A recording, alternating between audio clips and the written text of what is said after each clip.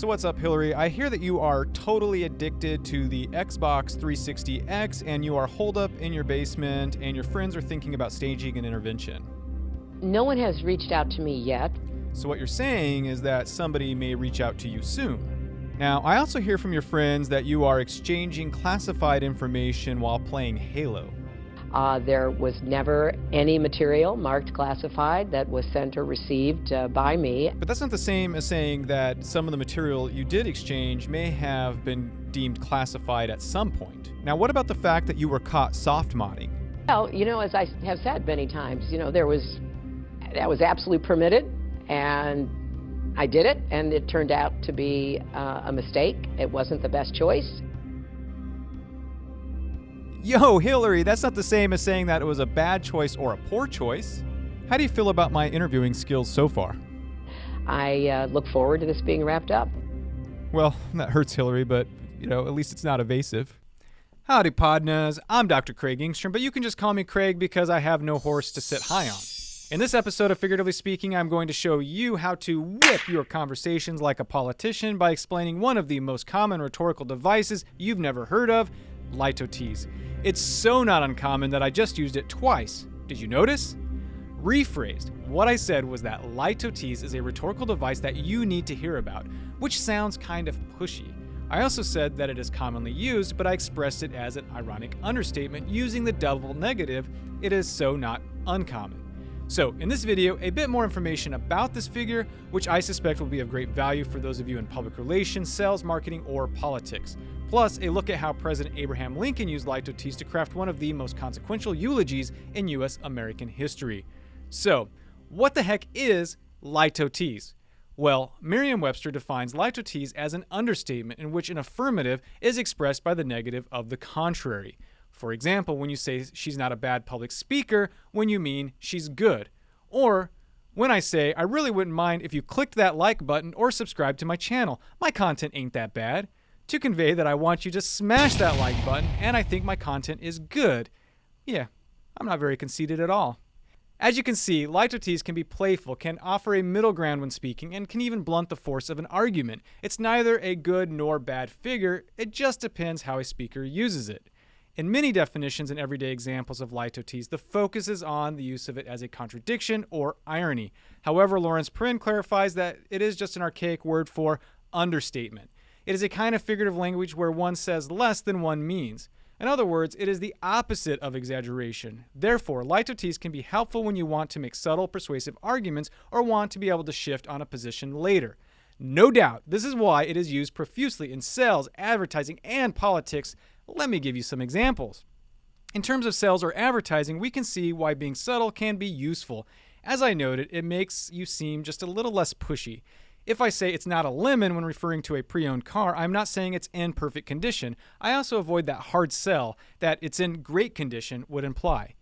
This insurance gives your family a peace of mind when things don't go as planned is a euphemism for when crap goes down. Things not going to plan, though, just sounds a little bit nicer, doesn't it? Of course, the fact that litotes can leave meaning open to interpretation comes with some risk. Check out this ad. The takeaway is to use this figure wisely. Now, in terms of politics, you can see why this is a perennial favorite. Politicians use litotes a lot, and this is not inconsequential. Take this example from Ed Miliband's speech to the Fabian Society Conference. As he says, the problem is that under David Cameron, we have a government who, far from turning things around, is making things far worse, not by accident, but because they are guided by totally wrong beliefs about how a country succeeds in the 21st century. Now, by reverse engineering the labor leaders' litotes, by which I mean substituting the phrase not by accident with on purpose, this statement is controversial. Imagine the uproar this speech would have caused if Miliband accused Cameron's government of making things worse for people on purpose. Of course, this is exactly what he's saying. It's just a hidden dig, but as an understatement, Miliband's provocative criticism hides itself in plain sight as irony. Now, what impresses me more is that politicians use litotes in the moment, almost like their brains are wired for it. It wasn't the best choice. But before you think this is a tool of the left, you should note that President Donald Trump uses this trope pretty heavily. For example, he said that walls are not immoral, by which he means walls are moral. But saying walls are moral sounds absurd, so he avoids absurdity with the expression not immoral. That's a smart rhetorical move. But This is just one of many statements I randomly picked because you can take almost any 5-minute segment of Trump speaking and you're likely to hear a latotic expression. This fact is why, at least in my opinion, Trump's statements are so open for interpretation. Is he lying or is he not lying? Well, it depends on how you hear the double negative expression. In a recently published article in the International Journal of Innovation, Creativity, and Change, the authors note that Trump heavily uses contrary latotic expressions for the purpose of emphasis or to focus on contextually specific issues. Latotic expressions appeal to his base while leaving him open to taking a different position later on. In short, Trump seems to understand latotic expressions are workable to deliver his intended meaning without boxing him in. Like him or dislike him, he provides a case study in the effective use of this figure of speech. But perhaps one of the most powerful examples of litotes is used by President Abraham Lincoln in the Gettysburg Address, where he eulogizes both the living and the dead on both sides. Standing in a location of one of the greatest battles of the Civil War, where he is dedicating a portion of that field as a final resting place for those who gave their lives so that the United States could endure, he doesn't want to gloat that the Union prevailed. Of course, he doesn't want to deny that the Unionists prevailed, but he also wants to speak for the Confederacy. So he essentially says, look, we're going to make this a memorial for the winning side, but it's also a memorial for the tragedy of this war. He does this by using litotes. As he says, in a larger sense, we cannot dedicate, we cannot consecrate, we cannot hallow this ground. But wait, he is dedicating. He's simply using contrary meaning here. And of course, he wants people to remember this speech, as we do to this very day. But we don't because he said things like, mark my words or read my lips. This would have been offensive. Rather, he structures his words using litotes, and by doing so, the words themselves, sound sacrificial. Pair his wording with his tone and mannerism, and well, you're going to get goosebumps. The world will little note, nor long remember what we say here, but it can never forget what they did here.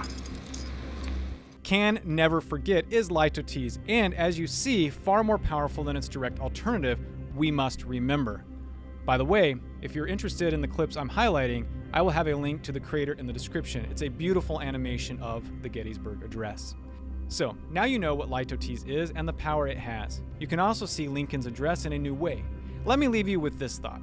Lincoln is from the Midwest. Now, I have a hypothesis that Midwesterners use litotes more in their ways of speaking than folks in the East and West, an impression based on my observation as a Wyoming original. But what do you think? Also, tell me if you are using or observing litotes more than you realize. Do you think some groups of people use litotes more than others? We're all using litotes in our everyday speech, but do you feel like you can now strategically use it in your speeches? Let me know. I really wouldn't mind if you liked or shared this video, and I'm not going to complain if you don't leave me a comment, really. So yeah, comment, darn it. Until we meet again, I hope you don't have a terrible day.